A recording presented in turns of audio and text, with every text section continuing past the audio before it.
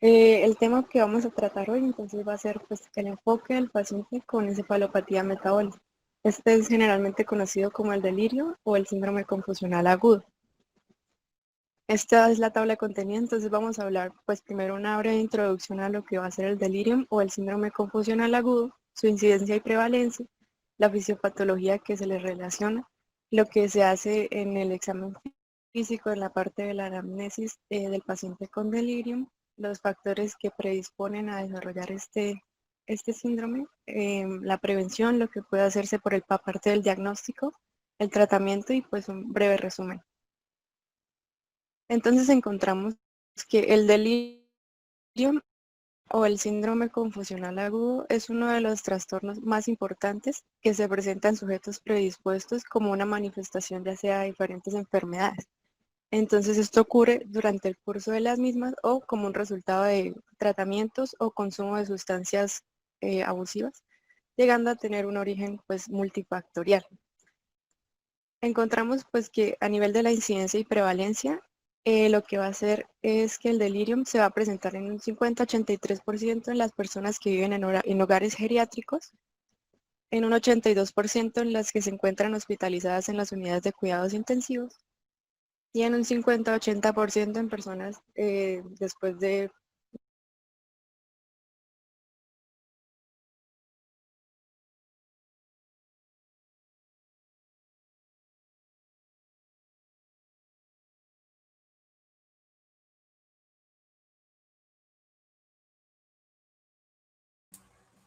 ¿Probó el sonido?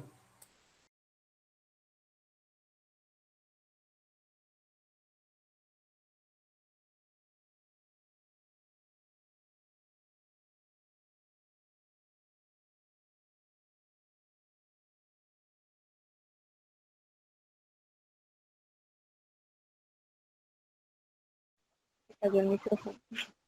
Bueno, entonces, como les decía, 50-83% se va a presentar en lo que son las personas que viven en hogares geriátricos. El 82% lo encontramos en las personas hospitalizadas en los cuidados intensivos y un 50 un 80% en personas que se han realizado una cirugía. Entonces, de estos, solo el 18.35% de los pacientes que acuden al servicio de urgencias, pues se diagnostican con delirium al ingreso. Entonces, entre estos encontramos que hay factores como la edad, 80 años más o menos, el sexo que sea masculino, que presente comorbilidades como el diagnóstico de demencia y si han sido relacionados, esto se ha relacionado con un aumento en la incidencia y en la prevalencia del delirio. Entonces, es un síndrome neuropsiquiátrico común que típicamente me va a afectar a lo que son pacientes con muchos problemas médicos. De hecho, pues la mitad de los pacientes hospitalizados pueden llegar a sufrir un episodio de delirium en algún punto. Este generalmente pues va a ser en el adulto mayor, pero también pues puede ocurrir que son casos menos comunes en pacientes como niños o jóvenes. Entre las causas del delirio, entonces encontramos que su mecanismo exacto pues aún no se conoce, no está bien descrito o establecido, pero entonces se sabe que lo desencadenan múltiples causas. Entonces, ¿qué pistas tenemos para poder diagnosticarlo? Entonces, estas se vienen a entender como lo que son los factores de riesgo que nos pueden ayudar a desencadenar delirio. Entre estos tenemos lo que va a ser la edad avanzada, ya de por sí mayor a 65 años, que el paciente sufra de enfermedades como lo que es la demencia, que tenga un deterioro cognitivo funcional, que presente lo que va a ser una debilidad o un deterioro a nivel sensorial, como lo es pues a nivel visual o auditivo, que tenga un antecedente de ataque isquémico transitorio o un derrame, que sufra de estreñimiento, que presente neumonía o infecciones del tracto urinario, que tenga una dependencia del alcohol o que haya abusado de este y que sufra una depresión grave. Entonces todo esto nos puede llevar a desencadenar un alto riesgo de delirio.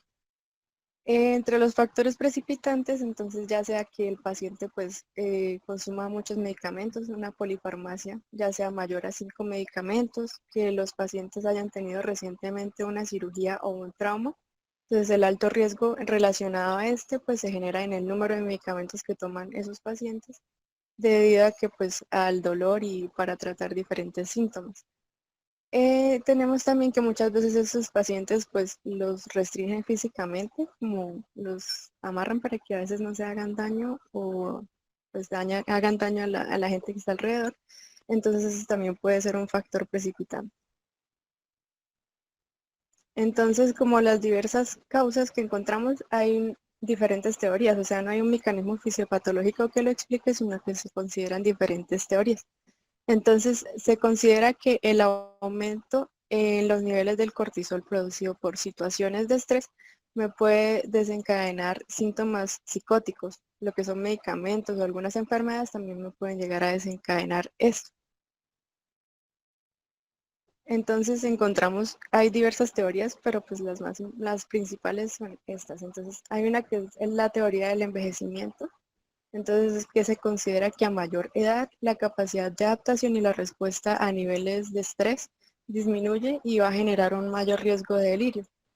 Entonces, a nivel general de los neurotransmisores, es la acetilcolina, la dopamina, norepinefrina y el glutamato pueden desencadenarlo, ya sea porque haya una reducción de acetilcolina y de serotonina o un aumento en la dopamina y de la producción de neurotransmisores neurotóxicos como lo son el glutamato, que me pueden desencadenar delirio.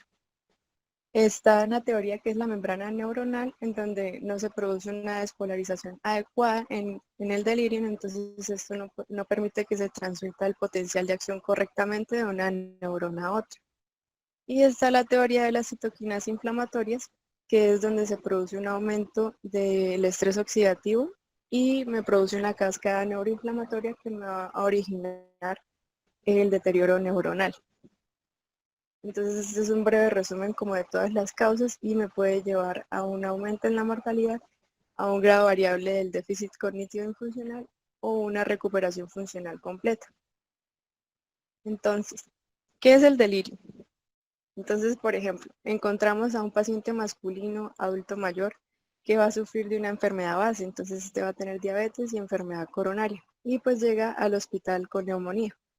Entonces, este se va recuperando lentamente y ya casi se va a casar. Pero entonces de repente una noche las cosas cambian y encontramos que este paciente al otro día pues va a estar agresivo, va a estar hiperactivo, va a estar agitado, está diciendo cosas de forma incoherente, tiene los pensamientos desorganizados e inclusive pues puede presentar ilusiones. Entonces ilusiones como qué, entonces que habla de cosas que no han sucedido o que ocurrieron años atrás. Veo, escucha cosas como lo son las alucinaciones y no sabe dónde está o qué está haciendo en ese lugar, entonces está desorientada. Entonces estos síntomas me van a presentar en el delirio hiperactivo y pues pueden ocurrir en cualquier momento, lo que ocasiona pues miedo al paciente y a la persona que cuida de él. En otro caso, otro tipo de delirio va a ser que llega una mujer con una historia de lo que va a ser estreñimiento crónico y pues esta regresa al hospital debido a que se hizo recientemente una cirugía de espalda.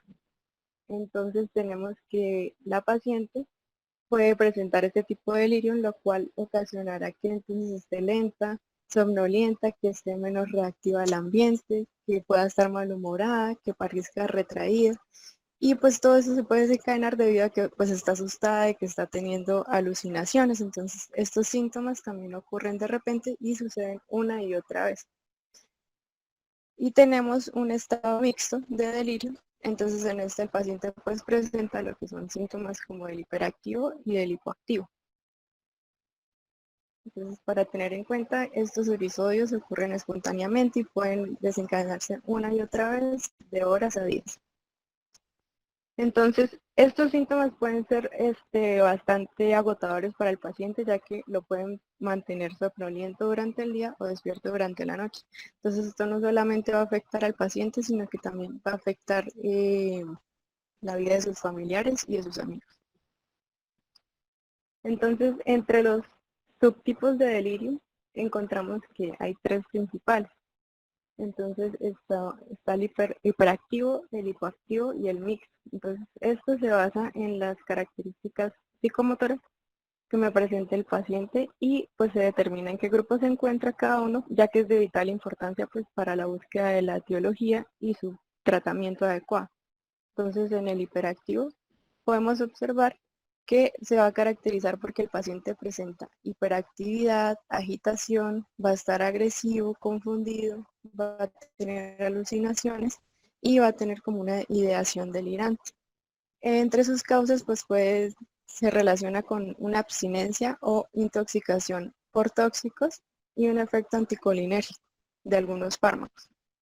Y tenemos el hipoactivo, en el cual pues va a ser todo lo contrario, que el paciente va a estar lento, va a presentar hipoactividad, va a estar con lenguaje lento, va a tener inexpresividad facial, una actitud apática, y esto pues se relaciona con lo que son los procesos infecciosos y alteraciones metabólicas y electrolíticas. Y tenemos el tipo de delirio mixto, entonces que eso ya combina síntomas del hiperactivo con el hipoactivo. Entonces, ¿cómo podemos abordar el interrogatorio de este paciente? Entonces, es de vital importancia tener en cuenta que se debe entrevistar a los cuidadores más cercanos del paciente, ya que pues estos proporcionarán una información más completa sobre lo que son pues la aparición y el inicio del curso de los síntomas. Entonces puede ser agudo, subagudo, en horas o días. El curso fluctuante de la aparición de los síntomas, si presenta estados de lucidez y si tiene alteraciones en la atención. Entonces, hay unos factores predisponentes o desencadenantes que me pueden ayudar a desarrollar el delirio. Entonces, hay una mnemotecnia que se utiliza que se denomina delirium is painful. Entonces, acá determinan a partir pues, de cada que puede desarrollar que desarrolla cada alteración. Entonces podemos observar por medio de las drogas los bajos niveles de oxígeno, las infecciones, la retención urinaria, si está deshidratado a nivel metabólico, que puede desencadenar la inactividad, la falta de sueño, el dolor. Y bueno, y encontramos también a nivel sistémico sí. Encontramos entonces a nivel neurológico, endocrino, qué tipo de patologías no pueden desencadenar pues lo que va a ser el delirio. Pueden estar asociadas a desarrollar. Y tenemos medicamentos que también me pueden ayudar que deben ser mejor evitados al tratar estos pacientes ya que vengan con una patología base como la demencia, ya que pueden empeorar pues el pronóstico y el desarrollo de la enfermedad. Entonces, neurolépticos, opioides, benzodiazepinas, antihistamínicos, dihidropiridinas, lo que son los antagonistas del receptor H2, esteroides, antiinflamatorios no esteroideos, antidepresivos tricíclicos, antiparkinsonianos y sedativos. Entonces encontramos lo que son pues alteraciones en el pensamiento, percepción, atención, psicomotoras y van a haber trastornos de conducta. Entonces, entre las características del delirio podemos encontrar entonces que en las alteraciones del pensamiento, entonces le podemos preguntar al paciente o a los familiares como que si tiene coherencia en las conversaciones que realiza, si las hace con la misma velocidad, si se queda pensando. Entre las alteraciones en la percepción, entonces podemos encontrar que va a presentar ilusiones y alucinaciones, entonces ve cosas, escucha cosas, siente cosas.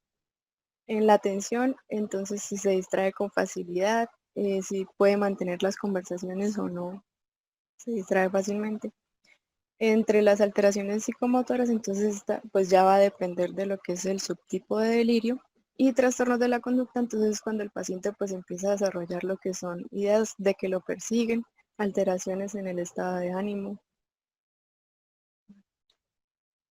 Entonces, ¿qué podemos realizar a nivel del examen físico para poder determinar pues, esto? Entonces se buscan los factores desencadenantes, entonces puede ser deshidratación, infección o dolor como los que les mostré anteriormente. Y a nivel de la conciencia, entonces podemos detectar si el paciente pues, se encuentra en un estado de somnolencia, de estupor, si presenta confusión mental en la orientación, entonces si es capaz de decirnos su nombre, su edad, le preguntamos la fecha, el día, el año, el país en el que se encuentra, la ciudad, si saben qué hospital está. A nivel de la atención, entonces se pueden realizar lo que son unas pruebas o unos ejercicios. Entonces se le pide al paciente que, o sea, se le recita una lista de números al azar y se le pide que repita esos números. Entonces es normal que el paciente pues repita de 6 a 7 dígitos. Y también se le puede decir que cuente de 20 hacia atrás y es normal que pues alcance a contar de 5 a 6 dígitos. Entonces también le podemos decir que aplauda al escuchar una palabra que tenga determinada letra o que recite todos los meses del año. Entonces aquí lo normal es que sean capaces de recitarlos pues todos. A nivel de la memoria, entonces le podemos preguntar en qué lugar nació, en qué día, el estado civil, cuántos hijos tiene, o que recuerde una palabra que se le haya mencionado pues poco tiempo atrás. Y podemos preguntarle también lo que son similitudes entre palabras o definir palabras comunes. También podemos entonces realizar un análisis aparte de la conducta y el comportamiento. Entonces, si realiza tareas habituales, si has disminuido pues, el hecho de hacerlas, si se ha caído recientemente, si presenta incontinencia o enuresis. El estado afectivo, entonces, si está eufórico, si está agresivo, si se ha vuelto negativo, si está apático, si está irritable o ha sufrido como de depresión recientemente. El ciclo sueño de vigilia, entonces, los horarios de sueño que maneja, ya que pues el no dormir bien también desencadena mucho lo que es el delirio. El número de horas que duerme, si presenta insomnio o se despierta frecuentemente en la noche. Y a nivel del sistema neurovegetativo, entonces podemos evaluar si hay un temblor, si presenta midriasis, rubor facial, mioclonías o disartria. Entonces, ¿cómo podemos llegar a prevenir que este delirio se desarrolle? Entonces, lo principal pues va a ser identificar a las personas en riesgo. Entonces esto está a cargo pues del equipo médico integralmente. Entonces, ¿qué puede hacer? Entonces, digamos, la enfermera nota que el paciente no duerme bien, entonces el farmacéutico nota que consume muchos opioides en la medicación para controlar el dolor. Y el médico pues nota que hay una historia de delirio como antecedente. Entonces, en este conjunto se puede identificar así lo que es el paciente de alto riesgo y pues tratar el delirio de manera temprana. Es primordial identificar y ayudarlos a sentirse cómodos, entonces esto se puede realizar de forma que pues se sientan como si estuvieran en su hogar, reduciendo pues el ruido y lo que es la estimulación extra. Si tienen alteraciones a nivel de la parte sensorial, entonces como que mantengan las gafas y los audífonos pues bien, que el paciente se sienta agradable. Asegurarse de que mantengan también una rutina diaria, dieta saludable, que estén hidratados, que vayan al baño regularmente, que realicen pues un poco de actividad física y que tengan unos hábitos saludables de sueño y pues evitar las restricciones, que es como lo mencioné antes, que los mantengan como amarrados y cosas así. Entonces identificamos el paciente de alto riesgo, entonces este va a tener una patología de base, que en este caso es enfermedad coronaria y diabetes, y este es probable que desarrolle delirium pues después de una cirugía. Entonces es ideal manejar su dolor con medicamentos que no sean opiáceos y es importante que los pacientes se sientan en control y pues ayudarlos a limitar el uso de ponerlos en situaciones no familiares para que pues se sientan cómodos. Entonces, ¿qué es lo que más sucede en este paciente? Entonces hay que pensar en los efectos a largo plazo, que son los más importantes, que son las caídas. Entonces, cuando los pacientes se sienten desorientados, agitados, están confundidos, es fácil que se tropiecen y pues se caigan. Entonces, algunos estudios muestran que los pacientes con delirium son 6 veces más probables que sufran una caída. Entonces, esto puede llevar a consecuencias dolorosas como lo son las fracturas, las heridas del cráneo, los hematomas y sangrados. Entonces, esto me va a llevar a ser la razón por la que los pacientes van a terminar teniendo hospitalizaciones más largas y más complicaciones médicas y un aumento en los rangos de mortalidad. Entonces, ¿qué podemos tener en cuenta para poder como tener en cuenta el diagnóstico del IRI? Entonces, que haya un nuevo comienzo de los síntomas, que haya una historia de traumatismo craneoencefálico, la historia de fiebre, un nivel de conciencia disminuido, que haya una historia de consumo de alcohol significante o un abuso, cualquier síntoma de derrame, cualquier dolor en el pecho, polifarmacia, dolor en cabeza, que sea de nueva aparición, reciente pérdida de peso no intencional, sudoración nocturna y pérdida de apetito. Entonces estos se conocen como las banderas rojas del delirio. A nivel del diagnóstico, entonces encontramos que se determina en base a su estudio etiológico, a los síntomas y a los antecedentes que presenta. Entonces, será de gran importancia realizar pues, estudios paraclínicos solicitados en base a estos. Entonces, tenemos que hemograma, se puede solicitar lo que es la función tiroidea, renal y hepática, una tomografía cerebral, lo que van a ser las escalas de detección y diagnóstico, y todo esto se realiza con el fin de lograr un diagnóstico temprano y un óptimo tratamiento. Entonces encontramos que hay unas escalas de valoración que nos pueden ayudar con el criterio diagnóstico de delirio. Entre esas está pues la escala diagnóstica y estadística de desórdenes mentales. Entonces en ella encontramos que las principales pues van a ser una alteración en la atención, alteraciones desarrolladas en un periodo de tiempo, perturbación en el conocimiento, y que se contenga el criterio 1 y el 3, y que no se relacione con ninguna otra enfermedad, pero que el paciente se encuentre en coma y que sea consecuencia de otra enfermedad. Entonces aquí se clasifica pues ya en cualquiera de estos números. Y escala, con esta escala que es la ICD-10, se consideran como el gold standard en la parte del criterio diagnóstico de delirio. Esta también, entonces esta es la escala, la clasificación estadística internacional de enfermedades y relacionada con problemas de salud.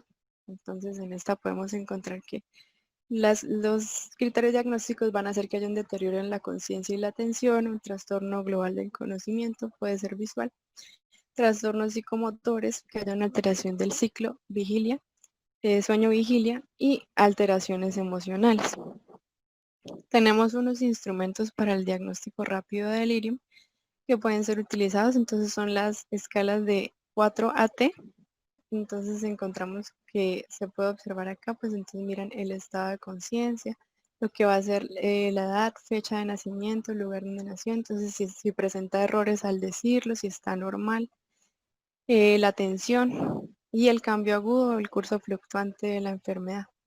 Entonces esta va a tener, esta valoración tiene una sensibilidad del 90% y una especificidad del 84%. Encontramos esta otra a la derecha, que es la Stanford Proxy Test para delirium, que entonces es la SPTD. Esta también pues me va a verificar si presenta dificultades con la atención, dificultades con la orientación, la memoria, el lenguaje, la percepción. Bueno, entonces en esta encontramos que hay un 79% de sensibilidad y un 90.8% de especificidad. Y pues la otra que se utiliza es la CAM, que es el método de como dirigir la confusión. Y esta presenta un 95 a 100% de sensibilidad y un 90 a 95% de especificidad. Entonces acá podemos observar que hay 4 criterios base para realizar pues la ayuda diagnóstica. Entonces, ¿qué es lo más importante que deberíamos tener al realizar en cuenta al realizar el diagnóstico de delirio? Entonces, hay un diagnóstico diferencial muy importante que va a ser la demencia. Entonces, el delirio puede pasar desapercibido o ser confundido con otras condiciones como esta, ya que pues tiene bastantes similitudes. Entonces, ¿qué claves debemos tener en cuenta? En el delirium los síntomas pueden iniciar de repente. En cambio, en la demencia, los síntomas el paciente va a presentar los síntomas como un deterioro mental lento que puede durar de meses a años. El delirium se puede resolver de manera temporal si se trata la causa pues, que está desencadenando el delirio, y se puede resolver de días a horas. En otros casos pues, puede tomar de semanas a meses para resolverse completamente. Entonces encontramos que en la demencia pues el paciente va a estar alerta, va a estar orientado y va a tener un comportamiento normal y no va a presentar alucinaciones como si presentan el delirio. Entonces esto es en la parte del diagnóstico temprano de demencia. En cuanto al tratamiento, entonces la idea es tratar la causa de origen y que se controlen los síntomas generados por el delirio. Entonces se va a instaurar de forma rápida y va a incluir lo que va a ser un tratamiento farmacológico y no farmacológico. Entonces, en base al no farmacológico, podemos encontrar que es como ayudar al paciente, ayudarle al paciente a hacer la vida más amena, por así decirlo, pero mantener sus funciones cognitivas. Entonces, podemos mantener activo al paciente estimulándolo de manera cognitiva. Entonces, juegos, lectura, lo que son ejercicios, terapia musical, tener al paciente como en un ambiente tranquilo, entonces que haya una disminución del ruido, garantizarle un adecuado descanso.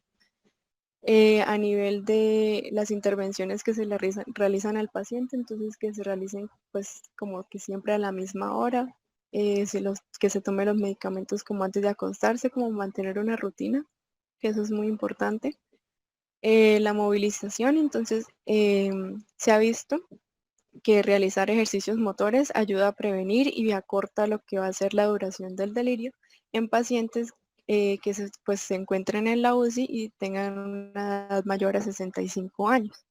Tenemos también lo que van a ser las ayudas visuales y auditivas, entonces como les mencionaba anteriormente, entonces evitar la pérdida sensorial, entonces mantenerle las gafitas ahí al paciente y los audífonos funcionando correctamente.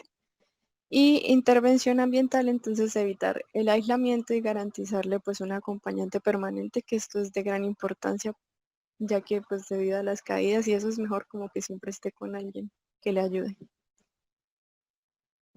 El manejo farmacológico, entonces ya pues esto es más sintomático a tratar la causa de origen, entonces es primordial evitar la polifarmacia y el uso de los medicamentos que mencioné anteriormente que pueden desencadenar el delirio. Entonces encontramos lo que son los neurolépticos típicos. El haloperidol es el más común, se utiliza debido a su breve vida media y a que tiene escasos efectos anticolinérgicos cardiovasculares y tiene una acción bastante efectiva a nivel de la función respiratoria y se dispone por vía parenteral. Tenemos lo que son los neurolépticos atípicos, entonces entre estos está la risperidona, la olanzapina y la quetiapina. Entonces en este cuadro podemos observar como lo que es el agente, el tipo de droga que es, la dosificación, qué rutas están disponibles, ya pues depende del grado de sedación que se requiera para el paciente, lo que son los efectos adversos y los comentarios correspondientes. Entonces, este sería el neuroléptico típico, el haloperidol. Vemos que está en dosis iniciales de 0,5 a 0,25 a 0,5 gramos y una dosis máxima de 3 miligramos. Puede ser utilizada de manera oral, intramuscular o intravenosa. Y tenemos lo que son los neurolépticos atípicos, que son la risperidona, olanzapina y quetiapina. Entonces las dosis se manejan de 0,25 a 0,5 con máxima de 3 en la risperidona, que esta pues va a ser aceptada en lo que son los tratamientos de alteraciones conductuales en los pacientes mayores de 75 años, lo que es la olanzapina. Entonces esta va a actuar sobre el apetito, ocasionando pues un incremento del peso y actúa sobre el estado de ánimo, entonces hay que tener cuidado con eso. Quetiapina, que esta va a estar o sea, va a estar aprobada en los casos de delirio y agitación. Entonces podemos encontrar como en la enfermedad de Parkinson, se puede administrar. Entonces estas ya vemos que pues vienen siendo dosis más altas, ya que va a incrementando lo que va a ser el grado de sedación del paciente. Y tenemos la benzodiazepina, que sería el lorazepam, que este puede agravar lo que va a ser el deterioro cognitivo de las personas con demencia y producir agitación paradójica. Entonces, con eso también hay que tener mucho cuidado porque ya miramos que el grado de sedación va a ser muy alto.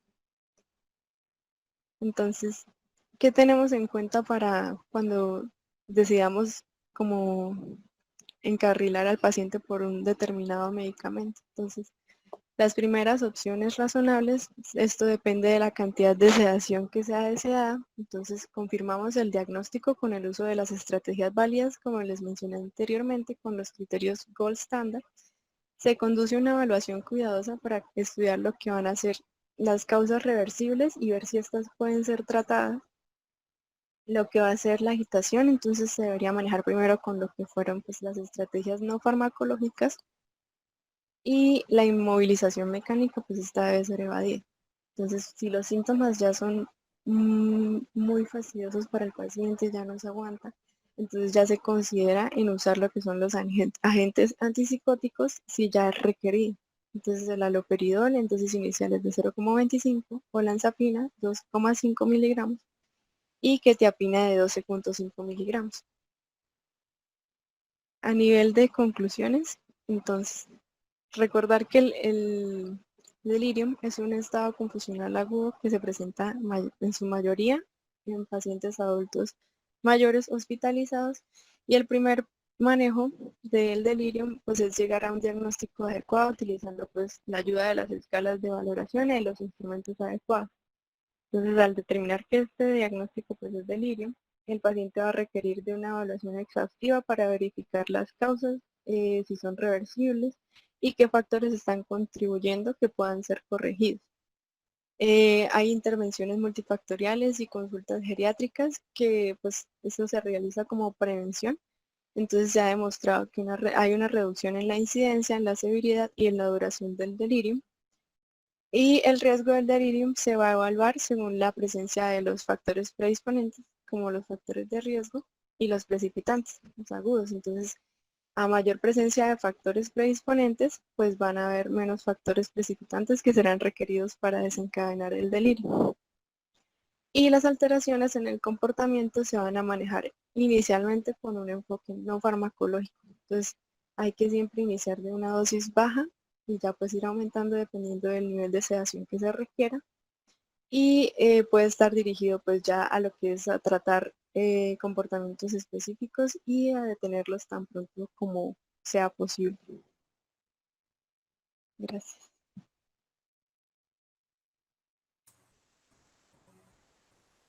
Bueno, María Fernanda, muchas gracias. Entonces vamos a hacer algunos comentarios sobre el delirium. Infortunadamente, sobre este trastorno, pues no se hace mucho énfasis en los servicios de hospitalización, que es donde más se presenta. Entonces hay que conocerlo y hay que diagnosticarlo tempranamente, porque el delirium aumenta la mortalidad. Independiente de la causa, el paciente adulto mayor que tiene delirio tiene más probabilidad de morirse. Y eso se ha demostrado en diferentes estudios. Entonces es muy importante detectarlo. Yo creo que lo más importante pues, es la prevención, como ya hizo énfasis María Fernanda, ¿no? Bueno, vieron las cifras, es supremamente frecuente. Estamos diciendo que en un servicio de medicina interna, más de la mitad de los pacientes que están hospitalizados, adultos mayores, van a tener delirio. Entonces no es una cosa exótica, es una cosa de todos los días. Lo que pasa es que pasa desapercibido. Y pasa desapercibido porque la mayoría de los delirios son hipoactivos. El delirio hiperactivo, que solamente alcanza el 20, máximo 30%, es muy llamativo. Ver al viejito o a la viejita agitados, pues enfermería, los familiares, todo el mundo se da cuenta que algo malo está pasando. Pero cuando el viejito está hipoactivo, calladito, ido, que no interactúa, no llama la atención, no es tan marcada la alarma como si lo es el hiperactivo. Entonces tengan en mente eso. La mayoría de los delirios son hipoactivos. Entonces eso dificulta un poco el diagnóstico. Quiero resaltar pues las características clínicas. Yo creo que la clasificación o la escala STACAM es la más práctica y la más fácil de aprenderse uno y de aplicar. Entonces, ellos llaman la atención sobre 4 aspectos. Primero, ¿cuál es el perfil temporal? Entonces, ustedes ven ahí que hablan de que es de inicio agudo, eso es fundamental. El paciente estaba bien y de pronto súbitamente o en poco tiempo, cuestión de minutos, horas, cambió. Muy importante. Y lo otro que hay que hacer bastante énfasis es en el curso fluctuante. El paciente no está todo el tiempo igual. A uno de los familiares le dicen que hay momentos del día en que lo ven mejor, que está como más orientado, como que interactúa bien, pero que de pronto hay partes del día, o especialmente de la noche, en donde se agita o se desorienta más. Entonces es importante el curso fluctuante. Lo otro que ven ahí en la tabla es lo de la atención. La atención, acuérdense que la alteración de eso lo llaman la hipoprosexia, o el individuo que está desatento. Eso hay que evaluarlo, es fácilmente evaluable, ver si una persona está atenta o no lo está. Entonces eso hay que recalcarlo y eso se mira en un par de segundos, no tiene ningún problema. Lo de la desorganización del pensamiento, hay que hacer algunas preguntas sencillas de la vida diaria del paciente para que usted se dé cuenta cómo es ese pensamiento. Ustedes no sé si habrán visto ya algo de semiología psiquiátrica, pero el pensamiento tiene algunas características. Una de ellas es su origen, la otra es el curso y el otro es el contenido. Entonces, el origen del pensamiento es lógico, se ciñe por las leyes aristotélicas que ustedes vieron allá en primaria. Entonces, los niños no tienen un pensamiento lógico, ¿no? ¿Sí? Otra cosa distinta porque su madurez cerebral llega a eso. Algunas culturas tienen unos pensamientos mágico-religiosos. Hay muchas cosas son ilógicos. De hecho, mucha gente maneja pensamiento no racional en muchas cosas de su vida. Creen en cosas esotéricas, creen en seres sobrenaturales y eso es ilógico, pero lo tienen encapsulado y eso no altera su funcionamiento. En algunas áreas indígenas o eso manejan pensamientos ilógicos, pero eso pues se le acepta como algo cultural y eso. Pero el adulto normal tiene un pensamiento cuyo origen es lógico y eso fácilmente lo detecta. Y la otra parte del pensamiento es el curso. Puede estar acelerado, cuando una idea salta sobre otra rápidamente, puede estar enlentecido, ¿sí? Lo que va diciendo lo dice muy lentamente o se bloquea. Y lo otro es el contenido del pensamiento. Y el contenido del pensamiento son las ideas. Entonces las ideas las clasifican de diferentes formas. Y hay ideas anormales, ideas de referencia, de megalomaníacas, religiosas, de autodaño. Ese es el contenido del pensamiento. Hay algunas ideas sobrevaloradas que no llegan a la patología, pero que son totalmente pues ilógicas. ¿Sí? Como la gente joven tiene ideas sobrevaloradas sobre el deporte, sobre sus equipos, hacen cosas ridículas, pero eso se acepta socialmente, ¿no? Pero ya en la parte ya psiquiátrica, el contenido francamente de daño, de referencial, que le van a hacer daño, o que lo están persiguiendo, o que yo no sirvo para nada. Entonces, esa es la parte que nos interesa el contenido de la seriedad. El paciente adulto mayor que está haciendo un delirio es un pensamiento que llaman desorganizado.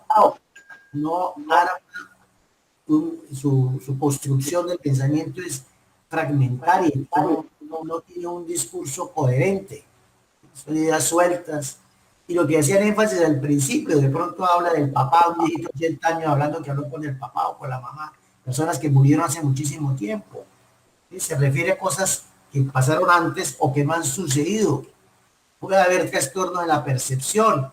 Entonces una sombra que ve dice que es alguien que, la señora dice que es el tipo que viene a violarla, que la viene a robar. Entonces malinterpreta la percepción. Recuerden que muchos de estos adultos mayores tienen problemas sensoriales, tienen cataratas, son sordos. Cuando usted tiene un problema en su sensopercepción, es fácil que se haya un disturbio en ello y lleve a una falsa percepción. O puede haber francamente alucinaciones, donde sin haber un estímulo, el paciente escucha cosas o ve cosas. Recuerden que en los trastornos orgánicos, las alucinaciones que más se ven, las que se ven son las visuales. Es muy raro ver en trastornos orgánicos alucinaciones auditivas. Eso que oigo una voz que me dice, es un psicótico, de esquizofrenia o de trastornos psiquiátricos primarios. El paciente con alteración funcional del cerebro lo que tienen es alucinaciones visuales. Entonces, ojo, el que oye voces, eso es más de psiquiatría pura, más de enfermedades psiquiátricas y no de un trastorno metabólico, como sucede en estos casos. Bueno, y lo otro, el último punto del canelo, de la alteración del nivel de conciencia. Entonces, lo que uno ve más que todo es que el paciente está soñoliento, la mayor parte del tiempo está dormido, a rato se despierta y se agita, pero es esa entrada y salida entre el sueño y la vigilia es lo que más llama la atención. Y sobre todo que invierte el ciclo, es muy dormido durante el día y en la noche está alerta y se agita, ¿sí? O no deja dormir a los vecinos. Entonces, esos 4 puntos, la carne es muy práctica y fíjese que tiene unas cifras muy buenas de sensibilidad y especificidad. Es la preferida en muchas partes del mundo. Bueno, ya hemos hecho énfasis en el déficit sensorial, entonces esos abuelitos hay que traerle las gafas de la casa, hay que traerle los audífonos si no escucha bien, que si a él lo deprivamos sensorialmente, más fácil va a entrar en el delirio. Lo otro es que él tiene que tener claro cuándo es día o cuándo es noche. En ciudades como Cúcuta, pues no hay problema porque aquí están muy marcados los cambios en las horas del día. Hay otras ciudades del mundo que donde es muy oscuro, entonces no sabe si es día o es noche. En misma Pamplona, en Bogotá, esto se puede confundir. En Cúcuta es muy difícil confundirse porque aquí cuando usted sabe exactamente, puede predecir hasta la hora sin ver un reloj, simplemente con ver la intensidad de la luz.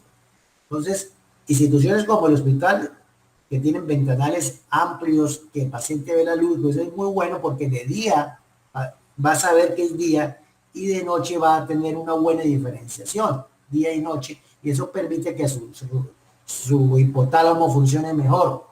Entonces, ojo por eso, se recomienda tener calendarios o algo que le esté diciendo la fecha. Hoy en día en la televisión, en los noticieros sale la fecha, tener relojes grandes, donde pueda ver la hora. Es muy importante en las clínicas tener un reloj bien grandote con números para que él pueda ver la hora y se ayude a orientar mejor. Hay cosas tan sencillas como evitar el estreñimiento. El estreñimiento puede generar delirio, así de fácil. Un abuelito que no haya hecho deposición en 3 días puede hacerle un delirio. Entonces tenemos que estar seguros que el paciente tiene un hábito intestinal adecuado.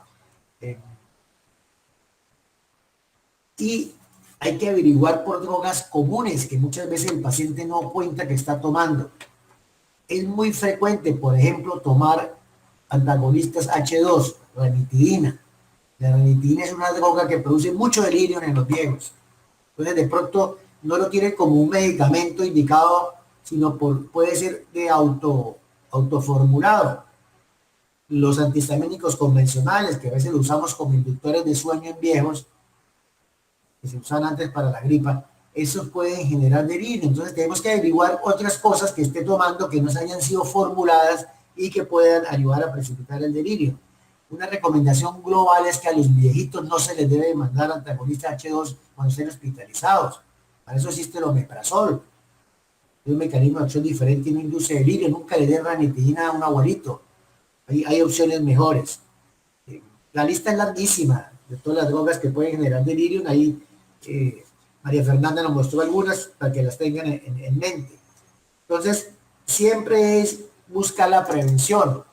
Otro aspecto que induce delirio es el dolor y su tratamiento. El abuelito operado de la cadera, hay que quitarle el dolor. Pero no lo llenemos de opioides, porque más fácilmente lo entramos en un delirio. No le demos mepedina, no le demos morfina. Tratemos de matizar el tratamiento con otras estrategias analgésicas.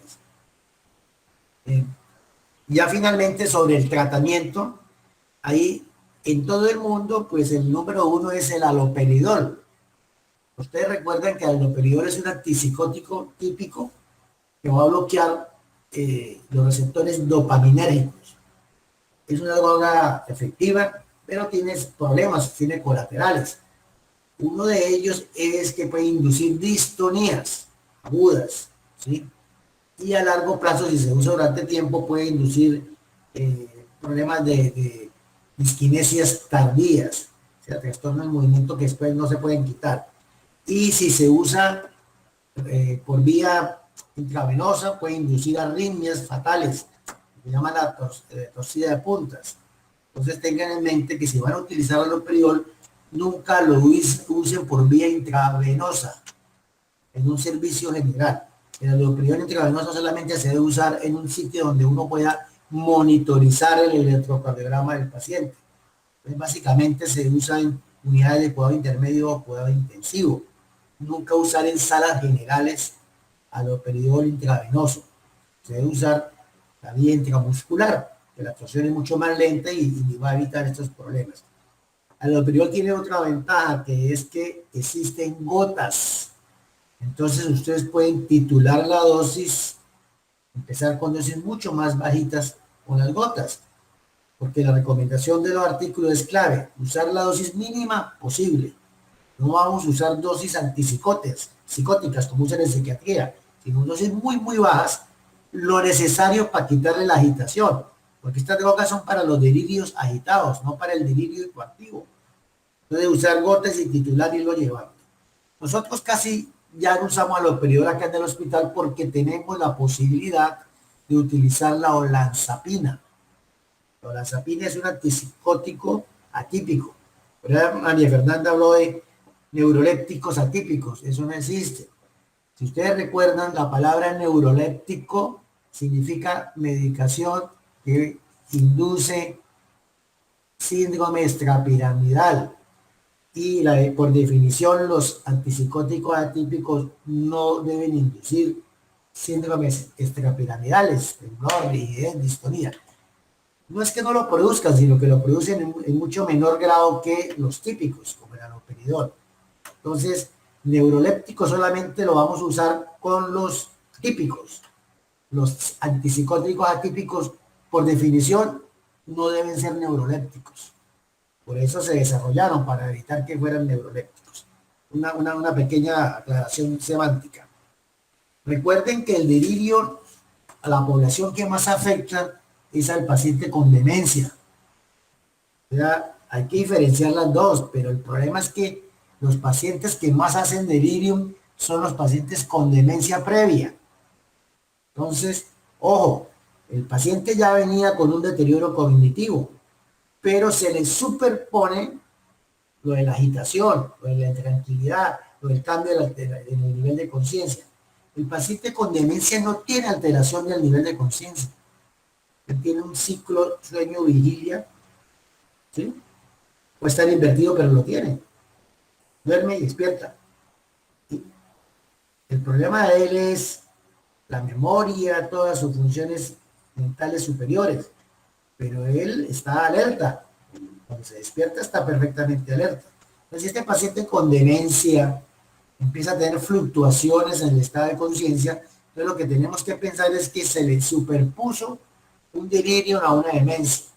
Y si ustedes ven la clasificación internacional de enfermedades, su 10ª versión, ahí está, delirio sobre demencia y delirio sin demencia previa. Nunca olviden que para hacer un diagnóstico de demencia se necesita por lo menos 6 meses de evolución de los síntomas. Uno no hace una demencia aguda. Demencia aguda no existe. La demencia es un trastorno crónico. Y los americanos con el DSM-5, que es el manual estadístico y diagnóstico de ellos, de la APA, de la Asociación Psiquiátrica de Norteamérica, hablan de 6 meses.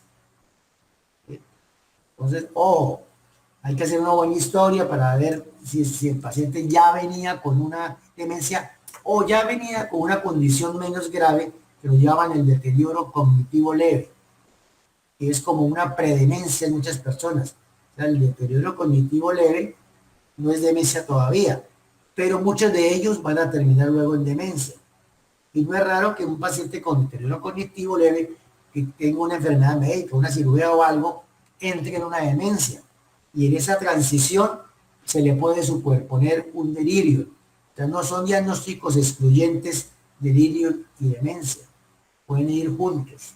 Y de hecho van juntos en la mayoría de los pacientes que tenemos hospitalizados. Entonces,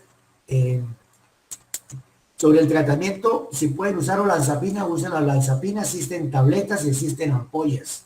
Ambas están en el post, no hay que llenar ningún formulario especial. Tiene tabletas de 5 y de 10 y ampollas de 10 miligramos. Entonces lo puse cada 12 horas.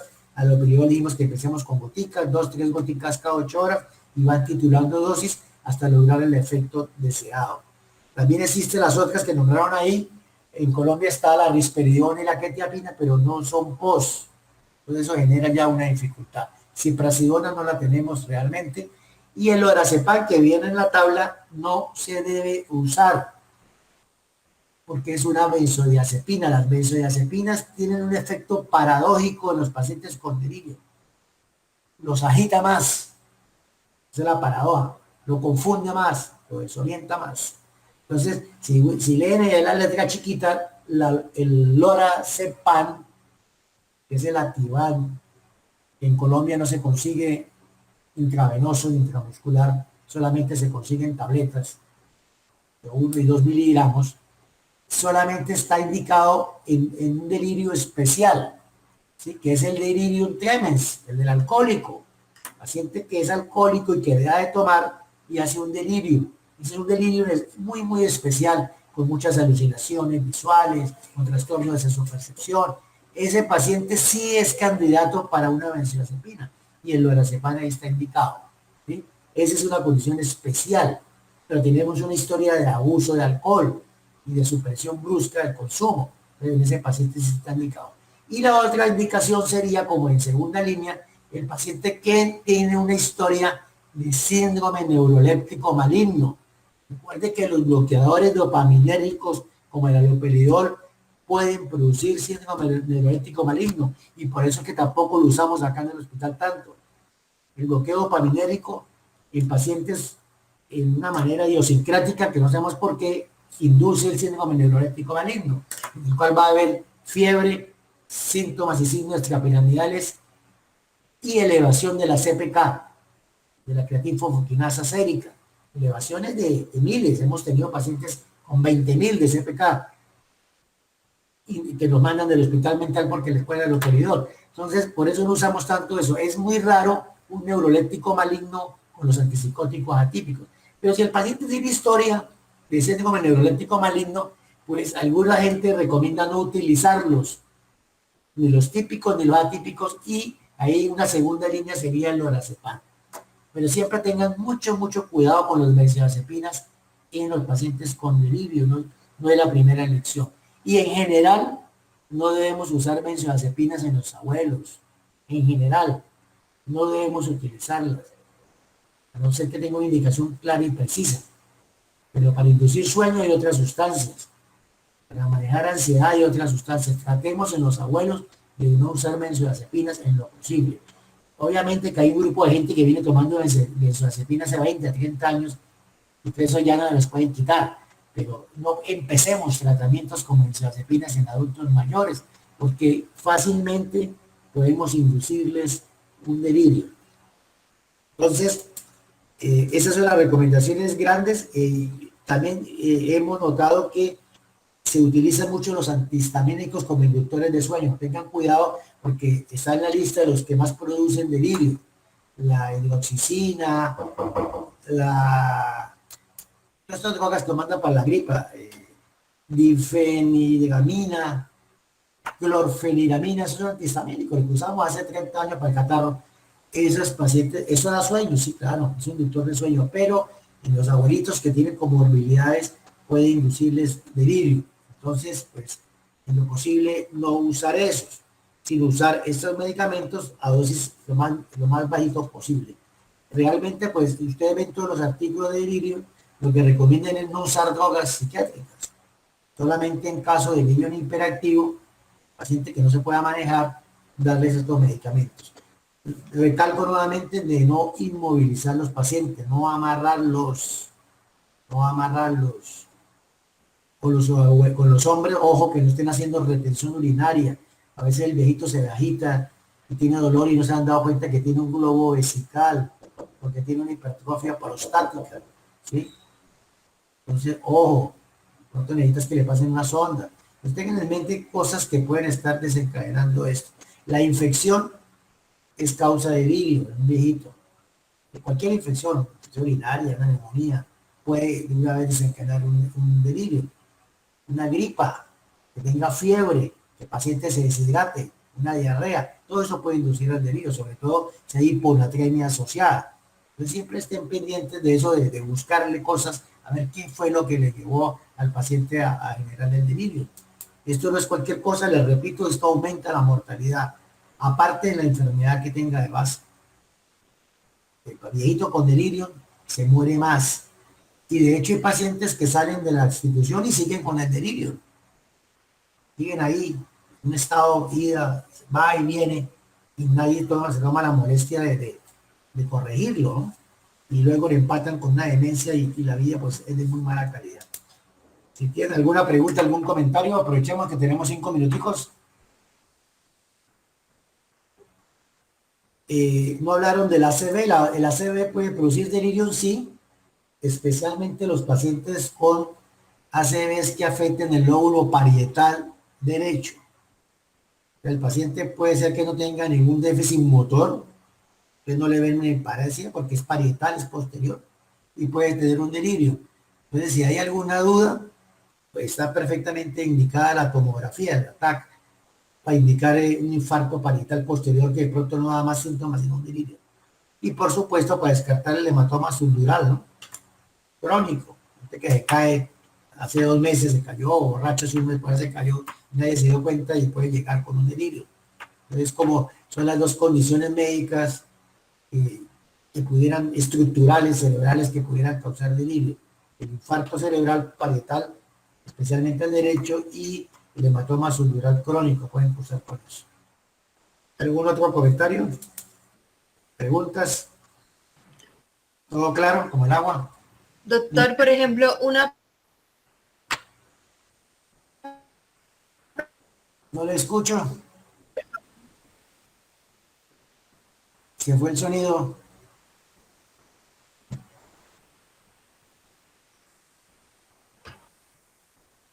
Se me fue el sonido de la compañera. Doctor, en un síndrome de abstinencia alcohólica, ¿qué factores influyen más a que el paciente presente síntomas moderados o llegue a un delirium tremens? Bueno, nosotros en Colombia casi no vemos delirium tremens porque el alcohólico colombiano no es tan consuetudinario, o sea, no bebe todos los días, él para. Esto no es como en otros países que le llega el sueldo, le llega la plata, el subsidio, el paciente para, come, deja de tomar, vuelve. Entonces nosotros casi no vemos delirium tremens. Delirium tremens lo vemos en los países donde el individuo consume y no come, y está consumiendo y hasta que al fin lo lleva porque se le acabó la plata, no puede tomar, y hace abstinencia y empieza a hacer eso. Realmente pues no tenemos un perfil que quién lo va a hacer o quién no lo va a hacer y de qué depende eso. Lo importante es pues la historia del consumo de alcohol en grandes cantidades, el consumo diario, y es el paciente que deja súbitamente de consumirlo y hace una abstinencia y se puede ir con el delirio. El colombiano no alcanza tanto, porque aquí te toca parar, tiene que trabajar, tiene que buscar la plata. Entonces no lo vemos tan como lo escriben en otros países del mundo, es una patología frecuente de urgencias. Aquí no, casi no lo vemos. O sea, no, si lo ven, ese paciente es de benzodiazepinas y le va a ir muy bien.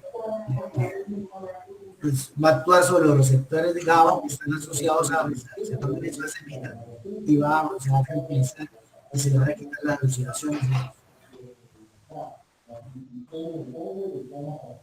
La compañera al fin no pudo hablar. ¿ya me escuchan? Sí, ya, ahora sí. ¿Cuál sería entonces la incidencia de delirio en una persona joven? Por ejemplo, de 20, 30 años, porque veo que la población de riesgo son los abuelos, pero Sí, cualquiera lo puede hacer. sí, es muy raro. A veces lo vemos en pacientes con fiebre muy alta. Fiebre muy alta, hablamos de 40 para arriba por inducir un delirio. Usted lo ve en los niños, el niño con temperaturas muy elevadas hacen delirio, ¿no? Y la misma mamá lo reconoce, y se le subió la fiebre, porque el niño empieza a hacer una alteración de la conciencia y se va. En gente joven realmente, usualmente es muy resistente. ¿Y qué condición sería especial? Pacientes con consumo de sustancias, ilegales, de uso recreativo, como lo llaman los americanos, ¿sí? Que han mezclado alcohol, cocaína y pronto tienen algún déficit metabólico o una combinación pueden hacer delirio. Pero aún en problemas metabólicos graves con de pronto tal vez en una cetoacidosis diabética, un diabético 1, cosas así, puede llegar a ser delirio, pero uno lo que ve más que todo es la alteración de la conciencia, la depresión de la conciencia, pero no es lo común. Tal vez combinación de que haya infección, que haya trastornos metabólicos de otra índole, consumo de sustancias, pero usualmente uno no lo ve a no ser que el paciente tenga una combinación de cosas, y tal vez en el sitio donde más lo ve uno es en la UCI, ¿no? En las UCIs y en las UCINES. Y en otra condición que sí lo vemos es en el trauma craneoencefálico. Entonces el paciente joven, pues que tenga alguna contusión cerebral o algún grado de lesión cerebral, puede hacer el delirio, ¿no? Entonces, pero hay un daño estructural, ¿no? Hay un edema, hay alguna sangrado, en esas condiciones sí, pero no es lo común, ¿no? Y ahí pues se evalúa, es como un hallazgo más del trauma craneoencefálico. ¿Alguna pregunta? Guarden ahorita con el COVID, pacientes que sacan de la respiración mecánica, que tuvieron ventilados y sedados por muchos días y lo sacan, muchos de esos pacientes salen con delirium y se demora unos días en volverlos a sintonizar, ¿no? Porque están llenos de medicamentos y de cosas, y algunos infectados por otras cosas, por bacterias y eso, y les usan muchos medicamentos, les mandan muchas cosas. En una UCI uno le coloca muchas cosas. Entonces, de pronto en esos pacientes, de pronto ya lo estamos viendo, hay pacientes que están saliendo y duran unos días con el delirio, pero uno sabe que esto es algo transitorio que les va a mejorar en la medida que el organismo elimine todas esas drogas, se mejore la oxigenación cerebral, que es otra causa de delirio en los viejitos, la hipoxia y la hipercapnia, y se controlen las infecciones intercurrentes. Entonces eso también se ve, porque las familiares se desesperan, que no está bien, que está hablando cosas incoherentes, pero hay que tener en mente que el paciente viene de muchos días de estar en unas condiciones totalmente que no son fisiológicas, ¿no? Entonces también se puede ver ahí en gente joven. Entonces, misión cumplida. Mañana, ya les decía, es festivo. Dedíquense a estudiar. Espero que me lleguen la respuesta de los cuestionarios en el tiempo establecido. El lunes, entonces, reiniciamos las actividades, ¿no? Con la charla que queda faltando. Ahorita, por favor, se van a quedar conmigo los del grupo mío. A los demás les deseo buen día. Muy bien.